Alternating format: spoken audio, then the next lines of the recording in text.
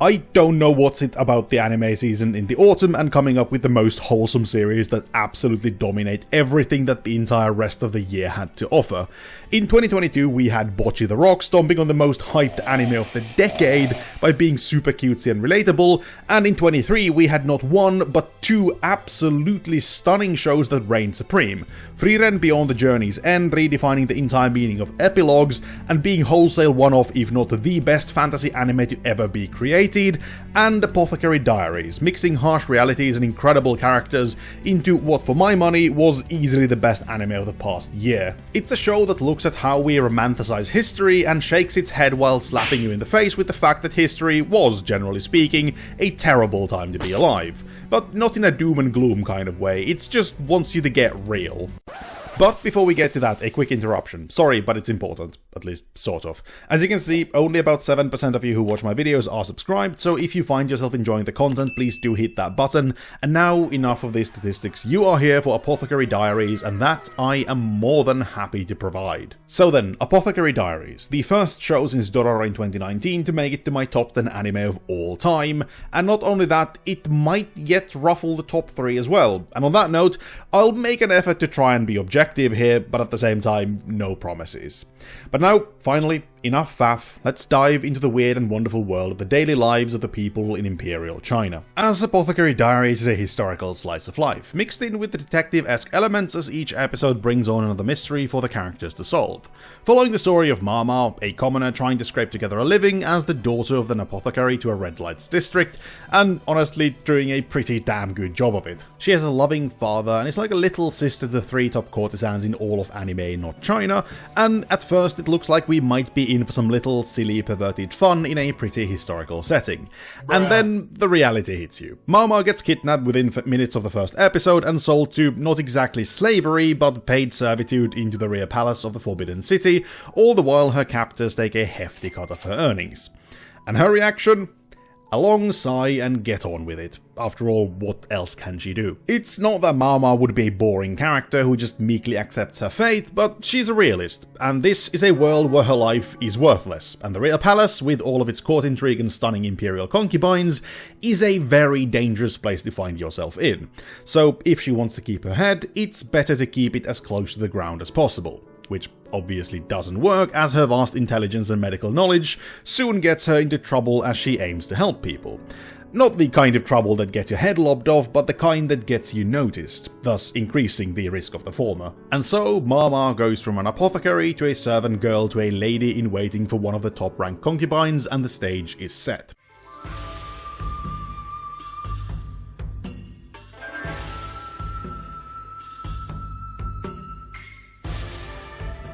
She still serves in her capacity as an apothecary, it's just that it's no longer her primary occupation. More something that can be used to solve problems and mysteries in the palace. I need an apothecary! And at this point, I feel like I should probably explain what an apothecary is, as it is one of those ye-olde professions that no longer really exists. Basically, it's a medieval combination of a pharmacist and a doctor, as well as a scientist investigating both medicine and poisons. The latter of which is more of an obsession in Mama's case, and all of it comes in very handy in her new job as a food taster for Lady Gyokyo, once the anime actually gets that far. Since all of this setup takes a little while, which leads me to one of the first problems with the show. Well, calling it a problem is a bit of a stretch, but it's still something worth mentioning. The story is kind of slow, and I don't mean in the way of One Piece where it takes hundreds of episodes to get anywhere. I mean that there is no big hit item that would immediately reel you in. It's excellent throughout, but in this world of massive hype and flashy lights common in the first episodes, Apothecary Diaries just has none of them. It's not even immediately clear what the show is really about. Take Frieren, for example. The first episode embodies everything that is to come, instantly captivating the audience with the heartwarming melancholy of it all. Meanwhile, in Apothecary Diaries, it's just kind of there. It's gorgeous animation, vibrant colors, and excellent characters, but as a whole, the show just lacks that big ticket item. Sure, if you give it a few episodes, you are bound to find yourself fully engrossed in its world and sitting at the edge of your seat watching Mama navigate the complex world of the court etiquette, balancing it with her own interests, but that's just it. You need to give it time, which in today's world is a tall order. I would, however, encourage you give it a try. It's a rare gem of an anime, excellently balancing the lightheartedness common for slice of life with the grim realities of living in historical times, all spiced with impeccably timed humor.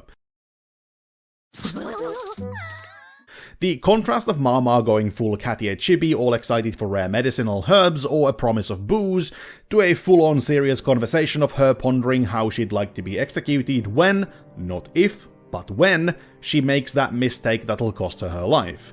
It's something I've never really experienced in anime. Sure, a lot of shows have that balance of light and dark, but the cold callousness that Apothecary Diaries has towards the unfairness of its world, a world that is so close to what once was, is really eye-opening. And to help it even further, the visuals play perfectly to the situation. From the masterful use of color and visual metaphors to emphasizing the harsh topics without being too gruesome, to a silly change in the style to hit that punchline of a joke, all the way to the simply gorgeous scenes that keep popping up seemingly out of nowhere. Now, I don't usually want to go too much into detail about the animation, since it quickly becomes very samey just saying how something looks good, but at the same time the work Studio OLM put into Apothecary Diaries is frankly amazing. Naturally, not every scene is like a painting by Da Vinci, but the sheer number of visual techniques used to spice up the impact of every significant scene is mind-boggling. All the more since it's not flashy fights or dynamic movements, it's monologue turned into something that can have your heart pounding or make you really think. And to me, that is a sign of true animation mastery. But naturally, it's not just the animation that makes all this happen, it just elevates it even further. And the setting further helps with this as the show moves from flippant, funny and wholesome to serious and even dark themes, all natural to the environment. This is an age where the life of a lesser means nothing, disease and assassination were a constant threat, and even more so in the Imperial Palace, where your position would gain you as much power as it would enemies. And especially the rear palace. The Emperor's personal flower garden of concubines is like a cage full of beautiful songbirds on the outside, but the deeper Mama gets, the more it begins to resemble a poison jar where only the most venomous will rise to the top. But it isn't all just infant deaths and assassination plots. Of course, most everything that goes on in the Imperial Palace is based on political power struggles or maneuvering of some kind, but amidst all that, the characters manage to build friendships, have fun, and there is even a budding romance somewhere in there to be found. The cast of characters and their positions in the internal power structure of the palace is brilliantly tailored to fit the setting and not vice versa. It's no big secret that in most slice of life, it's the characters that make the show pop, and in this, Apothecary Diaries is no different, but here the characters feel weirdly grounded for anime. In this sense, Apothecary Diaries feels almost like Vinland Saga. It's a historical setting where the author wanted to preserve the authenticity of the world, and instead of changing it to fit the usual anime-style casting, the characters were made to fit it. That isn't to say that they wouldn't get up to the usual anime-style antics, and especially the humor is a great example of this. It's silly and often very raunchy and over-the-top jokes that at times teeter on the side of being suicidal from the part of the characters.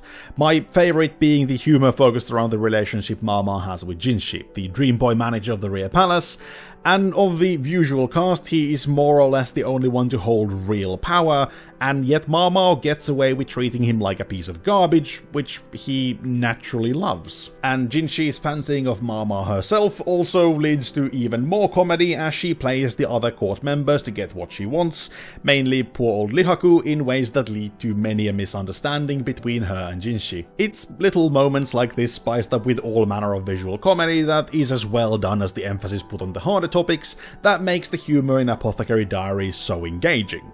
And once all the laughing is done and the unfairness of this world is painted in brilliant colours right before our eyes, the show goes back to the people amidst it all. Sure, true friends are few and far between in a place where knowing your enemy's dirty secrets could be a matter of life and death, but at the end of the day they are still people, and this humanity given to the characters is something that I loved about them more than anything. Something that is always present, but really apparent in a few episodes, and this is now your spoiler warning for episode 11. This moment comes the night before the pure consort Ardua is leaving the position of Imperial Concubine and is out just thinking about life, really. She then happens upon Mama taking a walk in the middle of the night doing the same, and the two chat over booze, forgetting all positions of power and struggle and the pointlessness of it all. The moment is so at odds with the usual setting, where no matter how light-hearted or funny, the pressure of the court is always ever present and weighing in on everything, that it feels almost like the show is just saying, at the end of the day, they are all only human. And it's honestly kind of liberating. All in all, Apothecary Diaries is the perfect mixture of happy-go-lucky slice of life and serious faux historical narrative, mixed with political intrigue and perfectly structured humor. It may not be a narrative masterpiece or have the biggest plot twists, but the charming characters and amazing world building more than make up for it, leading this historical slice of life to being one of the best anime I have seen, at least so far. But it's not yet finished, so you never know, it might all come crashing down at some point. But if your taste in anime are anything like mine, I can nigh on guarantee that you'll fall in love with the show. 10 out of 10 Cheese recommends.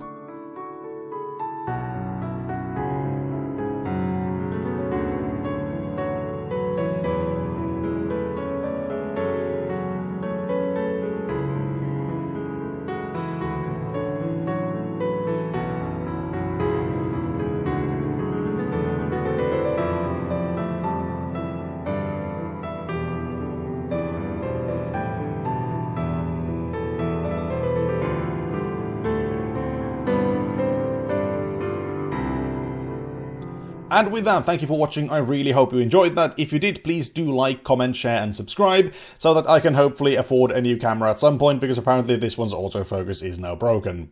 Yay. Socials in the description down below, Twitch, Twitter, Discord, that sort of stuff. And on other news, I have some art coming in for the channel hopefully soon, a new channel logo, heading, that sort of stuff, so stay tuned for that. With this, I've been Cheese, and I'll see you next time. Ta-ta for now.